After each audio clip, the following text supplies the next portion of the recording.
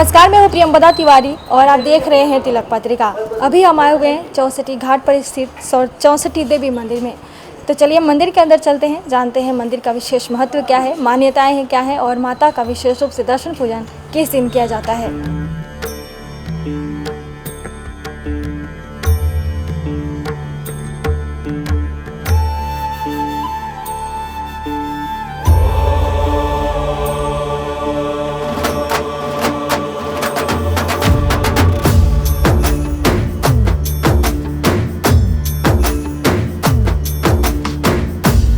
अभी हम आ गए हैं माता चौसठी देवी के मंदिर प्रांगण में। अब देखेंगे माता यहाँ पे स्वयंभू रूप में विराजमान है और अपने भक्तों को त्वरित फल देने वाली माता है। कहा जाता है कि जो भी भक्त माता के दर्शन पूजन करते हैं, माता उनकी सारी मनोकामनाएं पूरी कर देती हैं। इसीलिए माता के मंदिर में आप देखेंगे दूर दूर से श्रद्धालु आते हैं। इस मंदिर का विशेष महत्व है।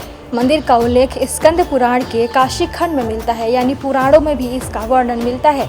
कहा जाता है कि जो भी भक्त होली के दिन माता को अबीर और गुलाल चढ़ाते हैं, उनको अकाल मृत्यु का भय खत्म हो जाता है। इसीलिए जब आप होली के दिन आएंगे तो इस मंदिर में दूर दूर से लोग आते हैं। तो अभी इस मंदिर में आइए, माता का दर्शन पूजन करिए।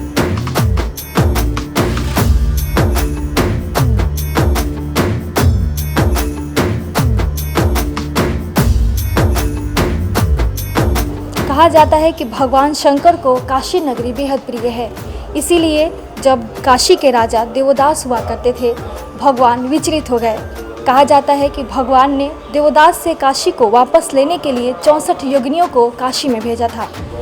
माता को 64 योगिनियों के रूप में यानी 64 देवी के रूप में भी पूजा जाता है। माता महिषासुरमर्दिनी के नाम से भी जानी जाती है।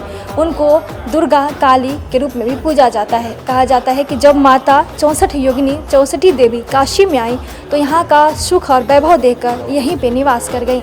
तब से माता आज तक इसी स्थान पर विराजमान है और स्वयंभू रूप में विराजमान है।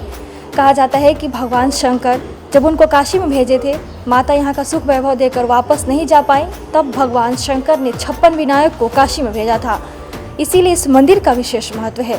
माता को तंत्र पूजा के लिए भी जाना जाता है। यहाँ पे तांत्रिक दूर दूर से माता को साधना करने के लिए आते हैं। माता महिषासुरमर्दिनी है और आप देखेंगे माता के हाथ में चंड मुंड भी उनके हाथों में है और माता महिषासुर का वध करते हुए यहाँ पे दर्शाया गया है। तो माता यहाँ पे स्वयंभू रूप में विराजमान है, साक्षात अपने भक्तों को दर्शन देती हैं। तो आप इस मंदिर में आ सकते हैं, आइए और माता का दर्शन पूजन करिए।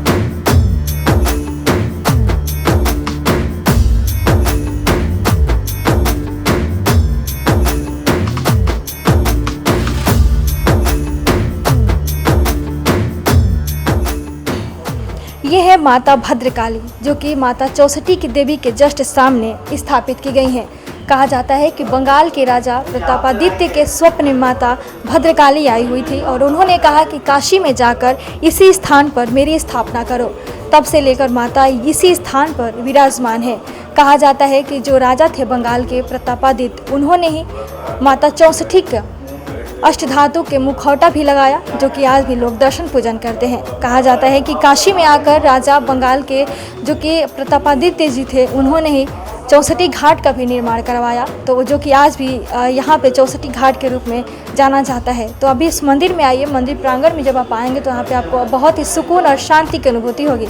मंदिर प्रांगण में माता चौसठी देवी के साथ ही भद्रकाली और यहाँ पे काल भैरव भी विराजमान है। तो अब मंदिर में आइए, दर्शन पूजन अवश्य करिए।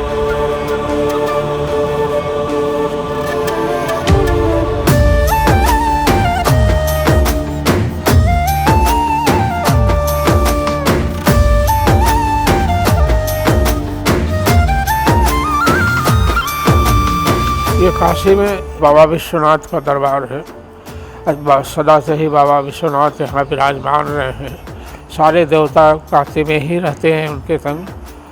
बहुत काल बीत गया जिस समय गंगा में दूध की धारा बहती थी, उस युग की बात है। ये काशी के अंदर सबसे प्राचीन मंदिर है।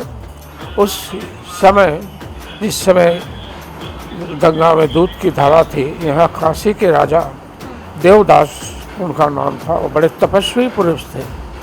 वो तपस्या से अपने इस काशी को द्वितीय स्वर्ग बनाना चाहते थे, लेकिन बिना बाबा विश्वनाथ के आदेश के ऐसा नहीं हो सकता रहा। सभी देवताओं ने और राजा देवदास ने जाके बाबा विश्वनाथ से प्रार्थना की। देवदास को थोड़ा स्वाभिमान था अपने तपस्या के ऊपर, इसलिए बाबा विश्वनाथ को समझने में थोड़ा सा वो हो रहा था। लेकिन सभी देवताओं ने जब उनको नमन किया तो बाबा विश्वनाथ तो कहे हम यहाँ कण कण में विराजमान हैं। ठीक है, अगर इतनी शक्ति इनके में है देवदास में, ये इसे द्वितीय स्वर्ग बनाना चाहते हैं, कैलाश विराजमान हो जाऊंगा और ये अपने तपस्या से इसको द्वितीय स्वर्ग बनाएं। बाबा कैलाश विराजमान हुए। कुछ युग बीते, कुछ समय बीतने के बाद बाबा को जब उनकी तपस्या बाबा की खुली तो उन्होंने सोचा कि काशी के बारे में जानने आने की इच्छा हुई। तो सबसे पहले उन्होंने 64 योगिनी को काशी में भेजा। 64 योगिनी आई काशी को। जो उन्होंने देवदास ने कहा था मैं द्वितीय स्वर्ग बनाऊंगा, तो इतनी प्रभावित हो गई देवियाँ 64 योगिनी कि उन्होंने पुनः बाबा के यहाँ ऐसी कोई खबर नहीं दी कि स्वर्ग बना के नहीं। वो इतनी स्वर्ग इतना सुंदर बनाया उन्होंने कि वो यहीं रह गए और दुर्गा के रूप में आई, वृक्षों में जो समा के बैठी। और 64 योगिनी ये दुर्गा के ही रूप में है। सिंहवाहिनी है, अष्टभुजाधारी है, महिषासुर मर्दनी है, चंडमुंड उनके हाथ में विराजमान है। ये काशी में चैत्र मास जिस रोज होली होती है, काशी के जितने हिंदू मात्र गांव गिराव से और जितने भी लोग गाते बजाते रंग खेलते हुए उस रोज़ यहाँ एक करीब लाखों की संख्या में लोग दर्शन के लिए आते हैं। और उस रोज़ दर्शन का बड़ा ही महत्व है। काशी के अंदर लोग सुबह रंग खेलते हैं, शाम को नया वस्त्र धारण करके गुलाल खेलते गाते बजाते आएंगे और दर्शन करते हैं। ऐसा बहुत आदिकाल से चला आ रहा है। उस रोज़ माता का दर्शन का प्रभाव ये है कि 1 वर्ष तक तंत्र मंत्र की देवी हैं और यहाँ बड़े अच्छे अच्छे लोगों ने साधना की। श्यामाचरण लाहिड़ी, देवरवा बाबा और डॉक्टर श्रीमाली आदि ने क्रिया ये तंत्र मंत्र की यहाँ पर तो लाहिड़ी वहाँ से थे। वो बहुत ही मतलब क्रिया योग के बहुत ही उच्च श्रेणी के थे। अपने आसन से ऊपर उठ करके विराजमान होते थे मंदिर में उन्होंने साधना की। उसके बाद देवरवा बाबा थे, नाव में विराजमान रहते रहे घाट पर और उन्होंने भी 64 योगिनी की साधना की। डॉक्टर श्रीमाली राजस्थान के थे, उन्होंने भी यहाँ दी। सभी लोग करीब करीब जानते हैं इसको। उस रोज दर्शन का ये महत्व है कि आदमी को भूत प्रेत आदि की बाधा, होली के दिन जो दर्शन करता है उसको भूत प्रेत आदि की बाधा नहीं सताती। स्त्रियों को जो सो किसी तरह के वो क्या नाम है भूत प्रेत आदि की बाधा भी नहीं सताती है। वो आई काशी में विराजमान हो गई। बाबा को कोई उतना उन्होंने सूचना नहीं दी। तो काशी में फिर 8 काल भैरव आए। वो क्योंकि भगवान शंकर यहाँ विराजमान रहते ही है। मणिकर्णिका है, वहाँ मणिगिरी थी सती की, और विशालाक्षी हैं और भी स्थान सब हैं। 8 भैरव को उसकी रक्षा के लिए काशी में भेजा। लेकिन वो भी आके यहीं वशीभूत हो गए काशी को देख करके। और पुनः नहीं उन्होंने कुछ सूचना दी। तो फिर काशी में 56 गणेश आए, वो भी आके विराजमान हो गए यहीं। उसके बाद ये 64 बाबा विश्वनाथ आए हैं और ये काशी की बड़ी महत्वता है। ये इधर एक भद्रकाली है, ये 500 वर्ष हो गया इनको। तो कलकत्ता के 24 परगना के जमींदार थे प्रतापादित्य, उन्होंने उनको स्वप्न हुआ कि काशी के अंदर जो है सो 64 योगिनी पीपल वृक्ष में विराजमान है, तुम नाव से जा करके मंदिर का निर्माण करवाओ और उसको बनवा करके उस पर अष्टधातु धारण करवाओ। ऐसा अभी तक यहाँ पर लिखा हुआ है। काशी के अंदर सबसे प्राचीन मंदिर है। 500 वर्ष हो गए। मंदिर बहुत प्राचीन हो गया। आज तक कोई इसका नवनिर्माण भी नहीं हुआ है। 64 योगिनी में कौन सी योगिनी? 64 योगिनी 64 नाम है उनके। 64 नाम 64 योगिनी एक ही में? एक ही में दुर्गा के रूप में समाई हुई है। 64 नाम है इनके। 64 इनके 64 विधि से पूजा है, इसलिए सब आदमी कर भी नहीं सकता है। जो बहुत जानकार होगा तो उनके भोग राग की बहुत तरह के प्राविधान है, इसलिए बहुत कठिन इनकी योग करना। पूजा पाठ से कौन से फल की प्राप्ति है जी, पूजा फल? धूप ये तंत्र मंत्र की देवी है, ये सब देवी है, तो इसलिए फल तो सभी होते हैं, लेकिन तंत्र मंत्र की विद्या है जो उससे बहुत तरह का लाभ होता है।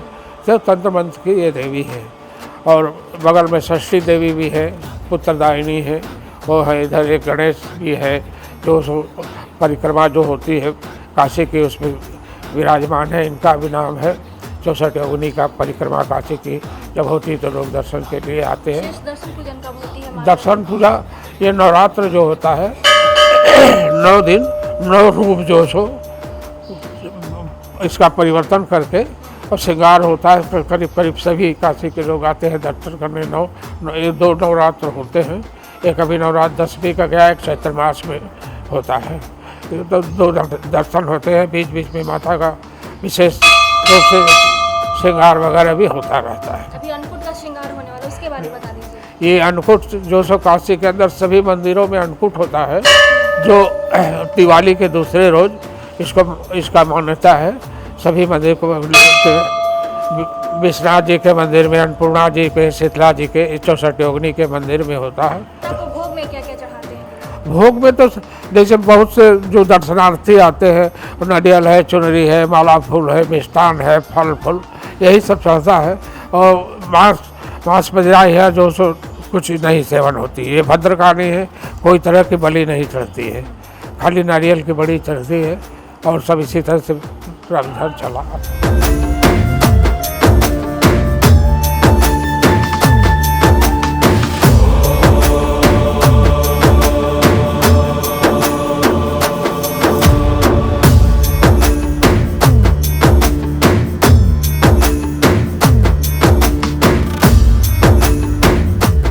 ये है चौसठी घाट, जहाँ से होते हुए यानी सीढ़ियों से होते हुए माता के मंदिर में, चौसठी माता के मंदिर में आप जा सकते हैं। और यहाँ पे चौसठी घाट और चौसठी माता के मंदिर के बारे में महत्व लिखा हुआ है, आप देख सकते हैं, पढ़ सकते हैं। लिखा गया है यहाँ पे कि रंगभरी एकादशी के दिन जो भी भक्त इस घाट पे स्नान आदि करता है और फिर इसके बाद माता का दर्शन पूजन करता है, उनको मोक्ष की प्राप्ति हो जाती है। और ऐसा विधान भी है, पुराणों में भी लिखा गया है। तो आप भी चौसठी घाट पर आइए, स्नान आदि करिए और चौसठी देवी का भी दर्शन पूजन करिए। सीढ़ियों से होते हुए माता के मंदिर में आप जा सकते हैं।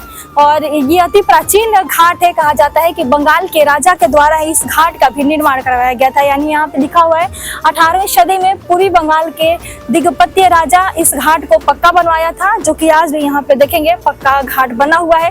तो यहाँ पे स्नान आदि करिए, इसके बाद माता का दर्शन पूजन करिए।